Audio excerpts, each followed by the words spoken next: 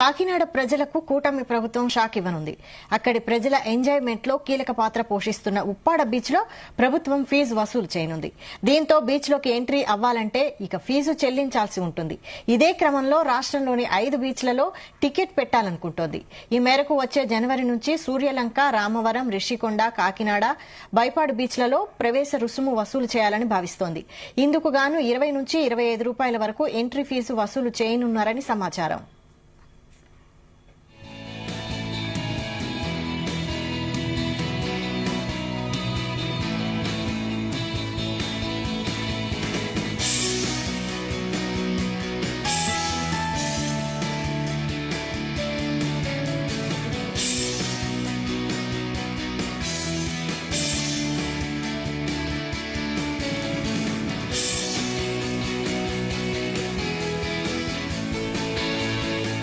కాకినాడ ప్రజలకు కూటమి ప్రభుత్వం షాక్ ఇవ్వనుంది. అక్కడి ప్రజల ఎంజాయ్మెంట్ లో కీలక పాత్ర పోషిస్తున్న ఉప్పాడ బీచ్ లో ప్రభుత్వం ఫీజు వసూలు చేయనుంది.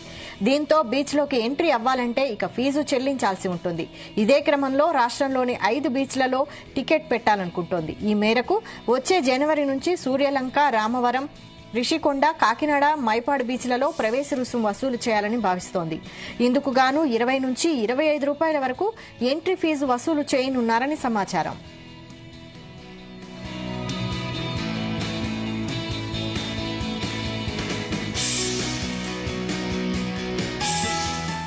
ఇదే అంశంపై మరిన్ని అప్డేట్స్ మా ప్రతినిధి సాంబశివరావు అందిస్తారు. సాంబశివరావు. Thank you Vaishali. రాష్ట్ర వ్యాప్తంగా 5 బీచ్లను ప్రైవేటీకరణ చేయాలని రాష్ట్ర ప్రభుత్వం నిర్ణయించింది. దీనిపై వచ్చే ఏడాది జనవరి నుంచి ఇది అమల్లోకి వస్తుందని చెప్పారు. ఒక్కో మనిషికి 20 నుంచి 25 రూపాయలు టికెట్ పెట్టాలన్న ప్రతిపాదన కూడా ఉంది. ప్రతిపాదన ఇంకా ఆమోదం జరపలేదు. ఈ అసెంబ్లీ సమావేశంలో దానిపై తుది నిర్ణయం తీసుకునే అవసరం ఉంది.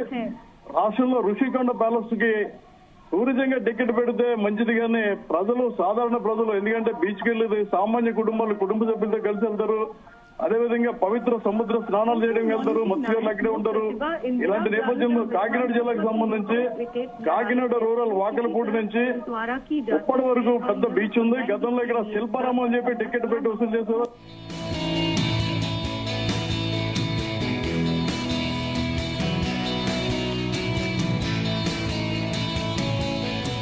కాకినాడ ప్రజలకు కూటమి ప్రభుత్వం షాక్ ఇవ్వనుంది. అక్కడి ప్రజల ఎంజాయ్మెంట్ లో కీలక పాత్ర పోషిస్తున్న ఉప్పాడ బీచ్ లో ప్రభుత్వం ఫీజు వసూలు చేయనుంది.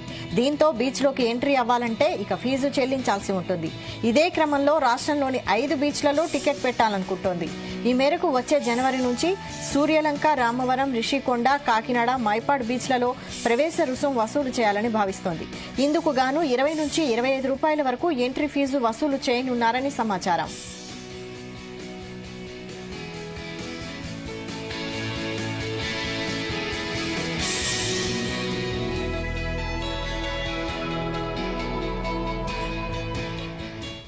సాంబశివరావు, చెప్పండి, కాకినాడ బీచ్లలో ఇలా టికెట్ వసూలుపై ప్రజల స్పందన ఏంటి? Thank you Vaishali. ప్రజలైతే తీవ్ర ఆగ్రహం వ్యక్తం చేస్తున్నారు. వాస్తవానికి పరిశీలిస్తే రాజమండ్రి అయితే తూర్పుగోదావరి జిల్లాకు సంబంధించి గోదావరి ఉంది. డాక్టర్ బిఆర్ అంబేద్కర్ కోనసీమకు సంబంధించి అంతర్వేది బీచ్ ఉంది. కాకినాడకి మాత్రం కాకినాడ జిల్లా వాకలపూడి నుంచి ఉప్పటి వరకు బీచ్ ఉంది. ఇక్కడ ఎలాంటి వసతులు లేవు. గతంలో శిల్పారామం అని చెప్పి టికెట్ పెట్టి కొంతకాలం నిర్వహించారు. వైసీపీ ప్రభుత్వం పక్కన పెట్టేసింది. శిల్పారామంలో ఏదైతే శిల్పాలు ఉన్నాయో అవన్నీ ధ్వంసం అయిపోయాయి. అదేవిధంగా గతంలో టీడీపీ గవర్నమెంట్ లో ఎన్టీఆర్ బీచ్ అని పెట్టారు. కొంతకాలం బీచ్ సంబరాలను జరిపారు, అవి వదిలేశారు.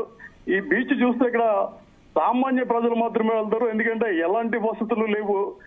బీచ్కి వెళ్ళినప్పుడు వర్షం వస్తే తడిసిపోవాలి తప్ప కనీసం కూర్చునేందుకు బల్లలు లేవు, తలదాచుకునేందుకు నీడ లేదు.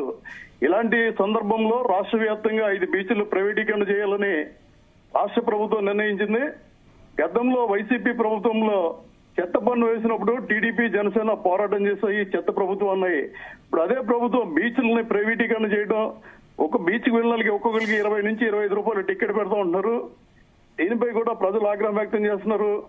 ఎందుకంటే కోస్తా తీర ప్రాంతం తూర్పుగోదావరి జిల్లాలో ఎక్కువగా ఉంది.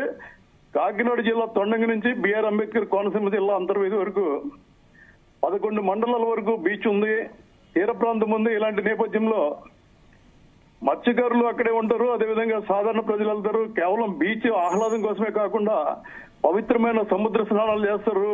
మాఘమాసం 4 రోజులు కూడా సముద్ర స్నానం చేయాలని పురాణ ఇతిహాసాలు. ఇలాంటి నేపథ్యంలో బీచ్ కు వెళ్లే వారి నుంచి డబ్బులు వసూలు చేయడం, బీచ్లు ప్రైవేటీకరణ చేయడం అనేది దారుణం అని చెప్పి ప్రజలు ఆగ్రహం వ్యక్తం చేస్తున్నారు.